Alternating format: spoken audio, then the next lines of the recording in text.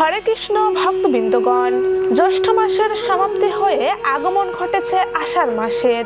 শ্রাবণ যেমন মহাদেবের প্রিয় মাস, তেমনি আষাঢ় মাস হলো শ্রী বিষ্ণুদেবের আরাধনার মাস। তো ভক্তগণ, আজকের ভিডিও থেকে আপনারা অবশ্যই শ্রবণ করবেন এই আষাঢ় মাসে ভুলেও যে তিনটি সবজি খাবার ভুলেও আপনারা খাবেন না, না হলে হবেন পথের ভিখারি ও সংসারে হবে ঘোর অমঙ্গল।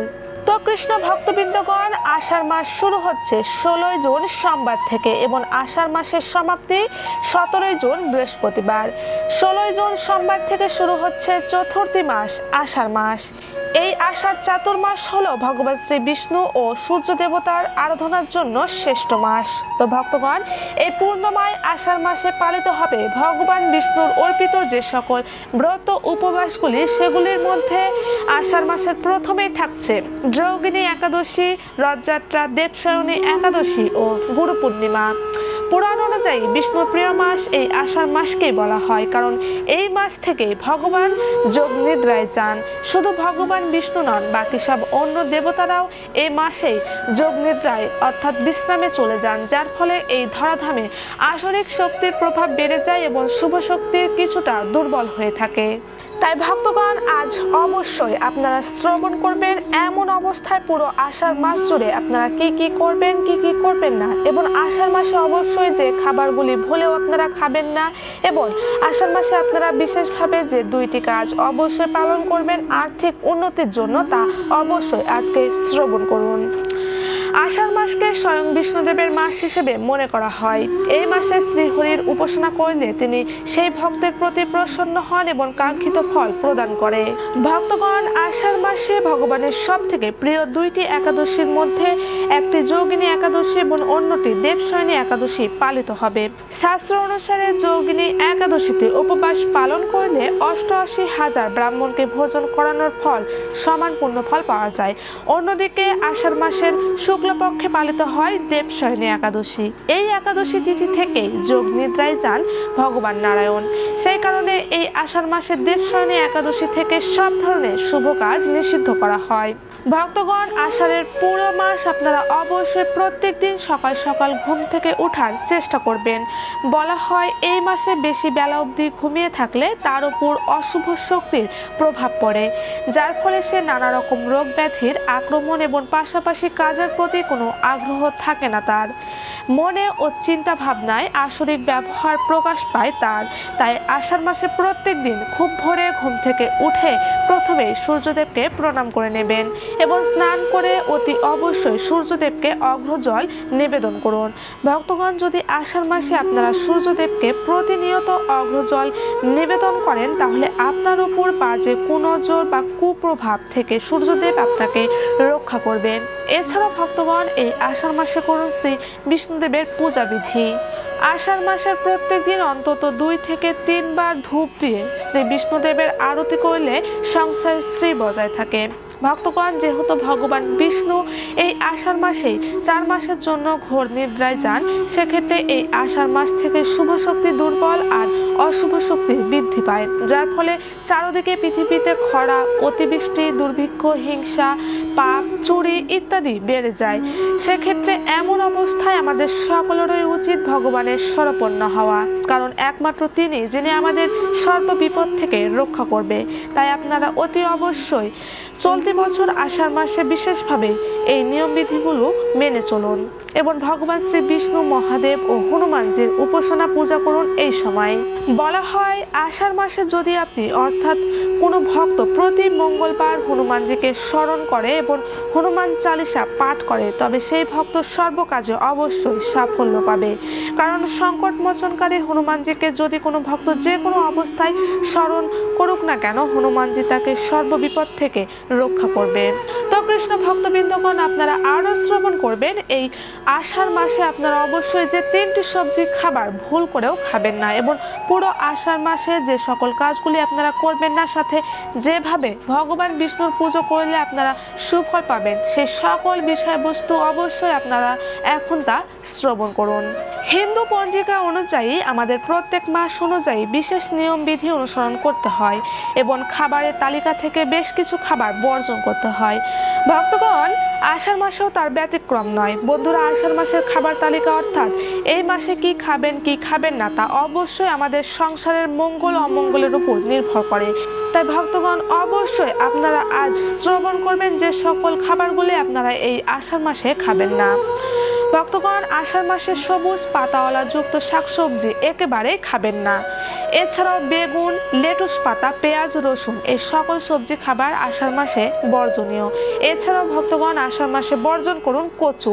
আষাঢ় মাসে কচু না খাওয়াই ভালো। এমনকি আষাঢ় মাসে যে সকল তিথিগুলি রয়েছে যেমন একাদশী, এই একাদশীর দিন কোনো প্রকার পঞ্চরবি শস্য ভুলেও খাবেন না।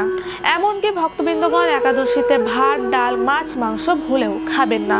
এছাড়াও আষাঢ় মাসের অমাবস্যা, পূর্ণিমা বা রথযাত্রায় যে সকল তিথিগুলো রয়েছে এই আষাঢ় মাসে, বিশেষভাবে কোনো প্রকার এই তিথিগুলোতে আপনারা পোড়া জাতীয় খাবার খাবেন না। এছাড়াও পোড়া জাতীয় খাবারের পাশাপাশি তেতযুক্ত খাবার আপনারা খাবেন না এই দিনগুলিতে। এমনকি মাছ, মাংস অবশ্যই চেষ্টা করবেন আষাঢ় মাসে বর্জন করার। ভক্তবৃন্দগণ, আষাঢ় মাসে প্রত্যেক দিন অবশ্যই ভগবান বিষ্ণুর বেশি বেশি করে নাম, গান, পূজা পাঠ করুন। প্রত্যেক দিন ভগবানের মহামন্ত্রমালা জপ করুন। 25 বা তারও বেশি সময় পেলে জপ করুন। এই মাসে দান পুণ্যেরও ফল রয়েছে, তাই পারলে দান করুন ও সাহায্য করুন অসহায়, গরিব, দুঃখস্থ ব্যক্তিদের। আষাঢ় মাসে শ্রী বিষ্ণু নিদ্রায় যায়, যার ফলে চারদিকে আসরিক শক্তির প্রভাব বেড়ে যায়। সেই কারণে বন্ধুরা, আপনারা এই আষাঢ় মাসে জুড়ে অবশ্যই নিজের কথাবার্তার উপর নিয়ন্ত্রণ রাখুন। এই মাসে কাউকে কটু কথা বলবেন না, কটু কথায় ভুলেও গালিগালাজ করবেন না। এই মাসে ছোট বড় সবার সঙ্গে শ্রদ্ধা ভক্তির সঙ্গে আচরণ করবেন। বিশেষভাবে এই মাসে বলা হয়েছে মেয়েদের সম্মানের কথা, তাই মেয়েদের সঙ্গে খারাপ আচরণ করবেন না। কারণ মেয়েদের লক্ষ্মী ও দুর্গার রূপ বলা হয়, যার ফলে এই মাসে মেয়েদের অসম্মান করলে মা লক্ষ্মীরও অসম্মান হয়। বন্ধুরা, এই আষাঢ় মাসে বাড়ির ছোট বড় সকলেরই উচিত পূজা পাঠের কাজে বেশি বেশি করে মনোযোগ দেওয়া ও ভক্তিময় ভাবে ঠাকুরের সেবা ও পুজো করা। তবে গিয়ে আষাঢ়ের সম্পূর্ণ মাস আপনাদের সংসারে কোনো রোগ, ব্যাধি ও খারাপ শক্তির প্রভাব পড়বে না। এমনকি মা লক্ষ্মী দেবী খুশি হয়ে আশীর্বাদ করবে আপনাদের সকলকে। এছাড়াও ভক্তবৃন্দগণ, এই আষাঢ় মাস জুড়ে আপনারা মহাদেবের বিশেষ আরাধনা কিভাবে করবেন তা অবশ্যই শ্রবণ করুন। ভক্তগণ, আষাঢ় মাস জুড়ে আপনারা যত বেশি ভগবানের নাম, গান ও পুণ্যময় কাজগুলি করবেন ততই ভগবানের প্রিয় ভক্ত হতে পারবেন। তাই বিষ্ণু পুজোর পাশাপাশি এই মাসে অবশ্যই মহাদেবের মাথায় প্রত্যেক দিন জল ঢালুন। একটি বেলপাতা সহযোগে জল ঢালুন শিবলিঙ্গে। প্রত্যেক দিন সকালে স্নান করে উঠে এসে শিবলিঙ্গে জল ঢালতে পারেন। নদী কিংবা পুকুর বা পরিষ্কার জলাশয়ে স্নান করে উঠে এসে সূর্যদেবকে অর্ঘ্য নিবেদন করুন। এই আষাঢ় মাস জুড়ে জলে সামান্য কালো তিল কিংবা চাইলে কাঁচা দুধও নিতে পারেন। দক্ষিণ দিকে মুখ করে পিতৃপুরুষদের উদ্দেশ্যে অর্ঘ্য জল নিবেদন করতে পারেন আষাঢ় মাস জুড়ে। এতে পিতৃপুরুষ খুশি হন ও আশীর্বাদ প্রদান করে। শাস্ত্রমতে আষাঢ় মাসের প্রত্যেক দিন সকালে অথবা সন্ধ্যায় নিয়ম করে 3 বার শঙ্খ বাজানো উচিত। শঙ্খের ধ্বনি ওম উৎপন্ন করে। ওম হলো সৃষ্টির আদি ধ্বনি। তা ভক্তগণ, এবার আপনারা শ্রবণ করবেন এই আষাঢ় মাসে ভগবান বিষ্ণুর পুজো কিভাবে সম্পূর্ণ করলে বেশি ফল পাবেন। ভক্তগণ, আষাঢ় মাসের প্রত্যেক দিন স্নান করে উঠে এসে হলুদ পোশাক পরুন।